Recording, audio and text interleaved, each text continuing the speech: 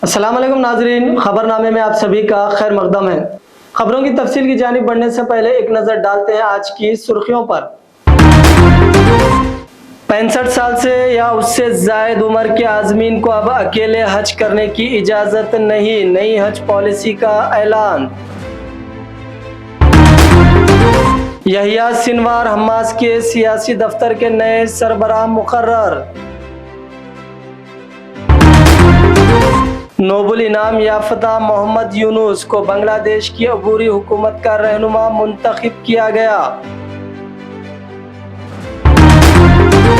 तेलंगाना के बोधन शहर की नाबालिग मुस्लिम लड़की की इस्मत रेजी, बोधन बल्दिया का काउंसलर गिरफ्तार। मगरमच्छ मकान में घुस गया, घरवाले खौफ व आलम में फरार। तेलंगाना के वनपर्ती जिले में वाक़या आया पेश। तो नाज़रीन इकराम, सुर्खियां आपने देखी, अब बढ़ते हैं खबरों की तफसील की जानिब। हज कमेटी ऑफ इंडिया ने हज पॉलिसी 2025 का ऐलान कर दिया है। हज पॉलिसी 2025 के मुताबिक हर वो मुसलमान जो जिस्मानी, माली और जहनी तौर पर फिट है, हज 2025 के लिए दरख्वास्त दे सकता है। हज 2025 के लिए दरख्वास्त देने वाले आज़मीन के लिए मशीन रेड एबल बैनुल अक़वामी passport, Aadhaar card, PAN card, bank passbook, मनसूख शुदा चेक और दरख्वास्त देते वक्त कोरोना वैक्सीन की दोनों खुराकों का सर्टिफिकेट अपलोड करना लाजमी होगा। एक कवर के लिए ज्यादा से ज्यादा 5 बालिग और 2 बच्चे एक साथ दरख्वास्त दे सकेंगे। सिर्फ खानदान के अफराद, करीबी रिश्तेदार ही कवर के लिए दरख्वास्त दे सकते हैं। 45 साल या उससे ज्यादा उम्र की खवातीन हज पर जाना चाहती है लेकिन उनके साथ कोई मर्द महरम नहीं है, वो भी हज के लिए दरख्वास्त दे सकेंगी। अखिलती वजारत की तरफ से जारी करदा नई पॉलिसी के मुताबिक 65 साल या उससे ज्यादा उम्र के दरख्वास्त गुजार जो हज पर जाना चाहते हैं वो अब अकेले हज पर नहीं जा सकेंगे। उनके लिए जरूरी होगा कि वो अपने साथ किसी रिश्तेदार को बतौर मददगार ले जाएं। हज पॉलिसी 65 साल या उससे ज्यादा उम्र के आज़मीन हज को अकेले हज पर जाने से मना करती है। बांग्लादेश में अफरा तफरी और पुरतशद्दुद मुजाहरों के दरमियान शेख हसीना के मुल्क छोड़ने से पहले हसीना की अवामी लीग के कई सरकर्दान रहनुमा, अराकीन पार्लियामेंट और काबीना के वज़रा उनकी रवानगी से पहले ही मुल्क छोड़ चुके थे। वहीं साबिक़ा वज़ीर ख़ारजा हसन महमूद और साबिक़ा वज़ीर ममलिकत जुनैद अहमद पलक को मंगल के रोज़ मुल्क छोड़ने की कोशिश के दौरान ढाका एयरपोर्ट पर हिरासत में ले लिया गया। ताहम ये पेशरफत एक ऐसे वक्त में हुई जब वज़ीर आज़म हसीना ने रिजर्वेशन मुखालिफ पुरतशद्दुद मुजाहिरों के दरमियान एक दिन कबल अचानक ओहदे से इस्तीफा दे दिया था और मुल्क छोड़ दिया था। हसीना पीर को बांग्लादेशी फिजाइया के एक C-130J फौजी तैयारे से हिंदुस्तान पहुंची। ढाका ट्रिब्यून अखबार ने एयरपोर्ट एविएशन सिक्योरिटी EVSEC के एक एहलकार के हवाले से बताया कि महमूद दिल्ली के लिए फ्लाइट पकड़ने के लिए ढाका के हजरत शाह जलाल इंटरनेशनल एयरपोर्ट गए थे। एहलकार ने बताया कि उन्हें बांग्लादेश छोड़ने की कोशिश के दौरान हवाई अड्डे पर हिरासत में लिया गया। महमूद हसीना के हुकूमत में वजीर खारजा थे।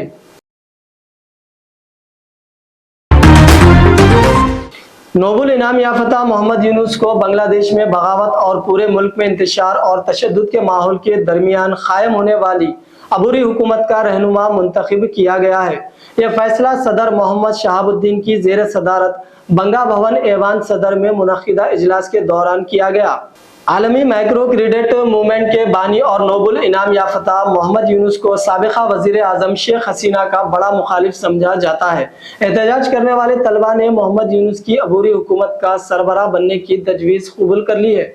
इस मीटिंग में रिजर्वेशन तहरीक के सरकर्दा तलबा लीडरों के साथ तीनों फौजों के सरबराहान भी मौजूद थे। जब 1974 में बांग्लादेश में क़हत पड़ा तो यूनुस चटगांव यूनिवर्सिटी में मुआशियात पढ़ा रहे थे।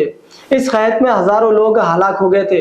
तब यूनुस ने मुल्क की बड़ी दही आबादी की मदद के लिए एक बेहतर तरीका तलाश करने की सोची। गरीबों की बैंकर के नाम से मशहूर यूनुस और उनके कायम करदा ग्रामीण बैंक को 2006 में अमन का नोबल इनाम मिला, क्योंकि उन्होंने गांव के गरीबों को $100 से कम के छोटे छोटे कर्जे फराम करके लाखों लोगों को गुर्बत से निकालने में मदद की। उन गरीबों को बड़े बैंकों से कोई मदद नहीं मिल पाई थी। इसराइल के हमले में हमास लीडर इस्माइल हानिया की हलाकत उस तंजीम के लिए एक बड़ा धचका है, मगर अब हमास ने एक नया सियासी कायद तलाश कर लिया है जो पहले ही इसराइल की हिट लिस्ट में मौजूद है, जिसे इसराइल पर हुए सबसे बड़े हमले का मास्टरमाइंड समझा जाता है। फिलिस्तीनी तंजीम हमास ने ऐलान किया है कि यहिया सिनवार ग्रुप के सियासी दफ्तर के नए सरबराह होंगे। यह ऐलान ऐसे वक्त में आया जब गुज़िश्ता हफ्ते ईरान में हमास के सियासी ब्यूरो के सरबराह इस्माइल हानिया को मुबैना इसराइल हमले में कत्ल कर दिया गया था। गजा में हमास के सबसे सीनियर रहनुमा यहिया सिनवार है। इसराइली डिफेंस फोर्स के तर्जुमान रियर एडमिरल दानियाल हागारी ने 7 अक्टूबर के हमले के बाद कहा कि इस हमले का फैसला यहिया सिनवार ने किया था, इसलिए वो और उनके साथी मुर्दा है, यानी इसराइल उन्हें मारने पर तुल गया है। सिनवार के साथियों में मोहम्मद ज़ईफ शामिल है, जो हमास के मिलिट्री विंग अज़ाउद्दीन अल-अक़्साम ब्रिगेड के कमांडर है। तेलंगाना के चीफ मिनिस्टर रेवंत रेड्डी ने न्यूयॉर्क में मुख्तलिफ बैनुल अक़वामी इदारों के चीफ एग्जीक्यूटिव ऑफिसर और ताजिर बरादरी के साथ इजलास में शिरकत करके तेलंगाना में सरमायाकारी की तरगीब दी। न्यूयॉर्क में हिंदुस्तानी कौंसलेट जनरल की जानिब से लंच पर इजलास का एहतमाम किया गया था, जिसमें कई अहम इदारों के नुमाइंदों ने शिरकत की और तेलंगाना में सरमायाकारी के अमकानात का जायजा लिया। चीफ मिनिस्टर ने कहा कि तेलंगाना में सरमायाकारी के लिए मौजू मुकाम है। इजलास में 20 कंपनियों के सदर-ओ-नशीन चीफ एग्जीक्यूटिव ऑफिसर्स ने शिरकत की, जिनका ताल्लुक pharma, information technology, biotech, shipping, GCC और ईवी जैसे शोबाजात से है। रेवंत रेड्डी ने हैदराबाद की तारीखी अहमियत को और हुकूमत की जानिब से सनअती तरक्की से मुतालिक मंसूबे की तफसीलात पेश की और कहा कि मैं यहाँ दिल की गहराइयों के साथ आपसे गुफ्तगू कर रहा हूँ ताकि मेरी रियासत के ख्वाबों व आवाम की तवक्कुआत और उम्मीदों से वाकिफ कराऊँ। चीफ मिनिस्टर की हैसियत से मेरा पहला दौरा अमेरिका है। मुझे उम्मीद है कि मैं आप तमाम से ज्यादा डॉलर्स हासिल करके वतन वापस होऊंगा। तेलंगाना पुलिस ने बीआरएस के कारगुजार सदर केटीआर के खिलाफ मुकदमा दर्ज किया है। गैर मजाज तौर पर ड्रोन के इस्तेमाल के मामले में पुलिस ने केटीआर और दीगर कायदीन के खिलाफ ये कार्रवाई की है। मुबैना तौर पर अम्बेडपल्ली गांव मेडीगड्डा बैरिज के पास बगैर इजाजत ड्रोन के इस्तेमाल के इल्जाम में एफआईआर दर्ज किया गया है। यह वाकया 26 जुलाई की दोपहर पेश आया। 29 जुलाई को मेडीगड्डा के एक असिस्टेंट एग्जीक्यूटिव इंजीनियर वली शेख ने इसकी इत्तला दी। शिकायत के मुताबिक केटीआर ने अपने साथियों बशमूल साबिक एमएलएज वेंकट रमना रेड्डी और बलका सुमन के साथ बैरिज का दौरा किया और जरूरी इजाजत हासिल किए बगैर ड्रोन कैमरे का इस्तेमाल किया। शिकायत में इस बात पर जोर दिया गया है कि मेडीगड्डा बैरिज हुकूमत तेलंगाना के लिए एक अहम प्रोजेक्ट है और यहाँ ड्रोन की गैर मजाज सरगर्मी सिक्योरिटी के लिए खतरा बन सकती है। सोशल मीडिया पर ड्रोन उड़ाने का फुटेज वायरल होने के बाद पुलिस से शिकायत की गई, जिस पर जयशंकर भोपाल पल्ली जिले के महादेवपुर पुलिस स्टेशन के केटीआर के खिलाफ मुकदमा दर्ज किया गया।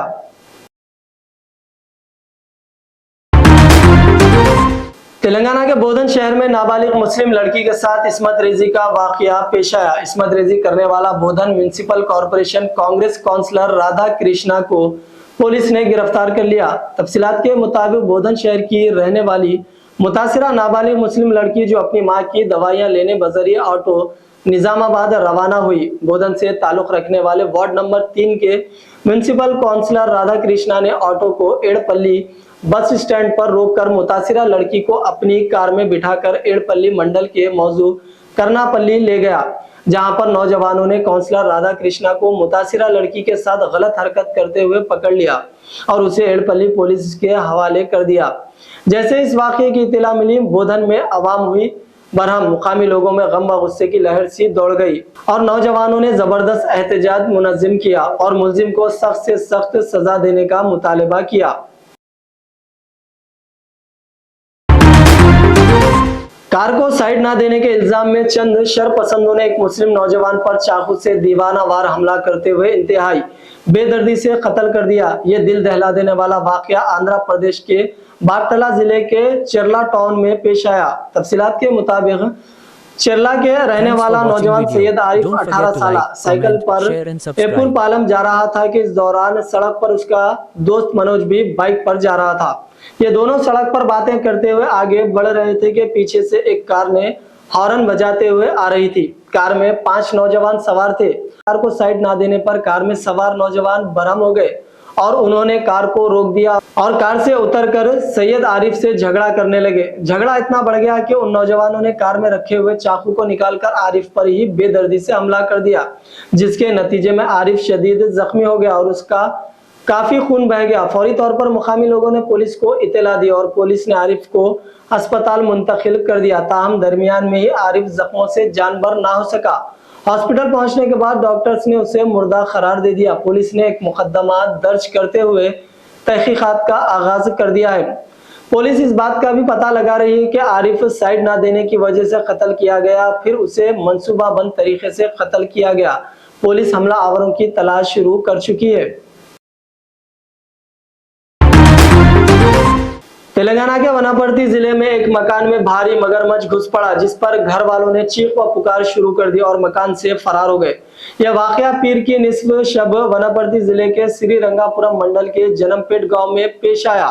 आधी रात को गांव के करीब रामसोदरम तालाब से एक बड़ा मगरमच्छ निकल आया। मगरमच्छ को देखकर आवारा कुत्ते इसके पीछे पड़ गए और ये मगरमच्छ आबादी में दाखिल होकर करीबी मकान में घुस गया, जिस पर उस मकान के अफराद ने चीख व पुकार करते हुए घर से बाहर भाग गए और गांव वालों को इसकी इत्तला दी। गांव वालों ने पुलिस और महकमा जंगलात को इसकी इत्तला दी, जिस पर पुलिस और महकमा जंगलात के अमले ने सांपों को पकड़ने वालों की टीम को तलब करते हुए मंगल की सुबह इस मगरमच्छ को पकड़ लिया, जिस पर घर वालों ने राहत की सांस ली।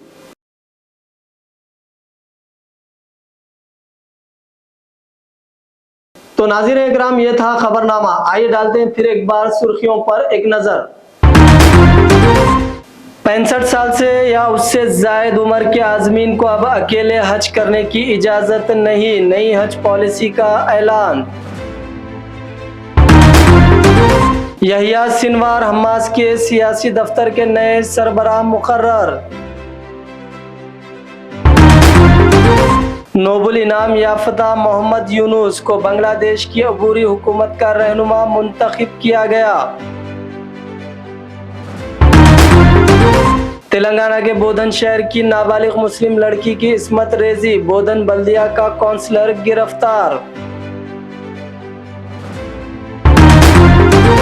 मगरमच्छ मकान में घुस गया, घरवाले खौफ व आलम में फरार। तेलंगाना के वनापर्ती जिले में वाक़या आया पेश।